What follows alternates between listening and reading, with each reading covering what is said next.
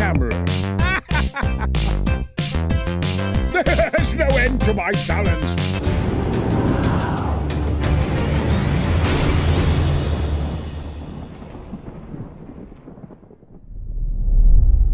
Hey peeps, Falcore here. So as we all know, Rare love to throw things into the game that give us hints to what's to come. And in the most recent patch, they have thrown a couple of chin scratchers in the game for us all to speculate on.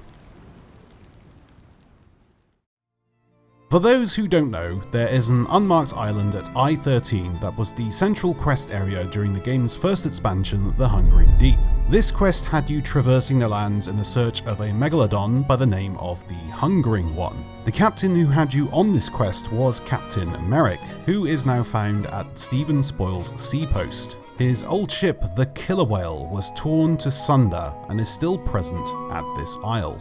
In the most recent update, a few interesting things have popped up at this island. The most noticeable of these new features is what appears to be a grave site that is surrounded by a new type of flower not seen in the game before. Strangely, these flowers also glow in the dark, so they have some type of mystical properties. Near this gravesite is a makeshift teepee with a framed picture of Merrick and his son Derek. And next to that is the Hungering Deep drum, which was available in the expansion. Across on the other isle is what appears to be a stone ring foundation that was not present before. So what does this all mean? Well, we don't know whether this area is the start of a story or the end of a story. Could it be that someone from Merrick's family, maybe even Merrick himself, doesn't have long left on this plane of existence? Could this stone circle be the beginnings of a monument in Merrick's honor? That's quite a morbid thought, and it would be the first time Rare have killed off a character, so I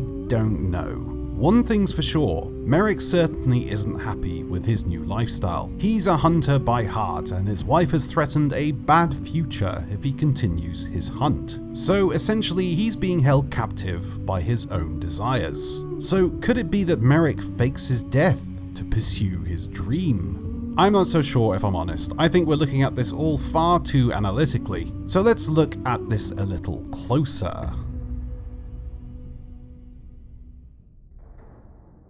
The stone circle seen at I-13 isn't the only one present. At the campsite, there is also another miniature version at the base of the teepee. In real-world folklore, it is said that mermaids will leave stone circles on shorelines as a signal to other mermaids that the shoreline is safe or has friendly humans present. And we know that merfolk activity is or was present at this area as structures are left behind under the water. But in the most recent update, this structure has now changed.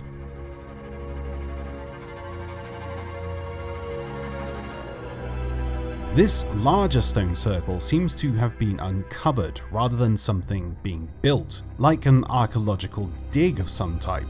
In real-world lore, a stone circle is a type of prehistoric monument consisting of a circular or oval arrangement of two or more stone circles set within each other. They were in use from the late Neolithic to the end of the early Bronze Age, and are found mostly in England and Scotland. Our own ancients were fascinated with the sun and the lunar cycle, and some say these stones were a way to summon mystical entities or even creatures. We know that Merrick's family, especially his wife, have had connections with the merfolk, and with this burial site being surrounded by mystical flowers, in conjunction with the stone circle and the changes to the merfolk structures, could we possibly be seeing some sort of storyline involving both the merfolk and the ancients? Could this be the burial site of a merfolk?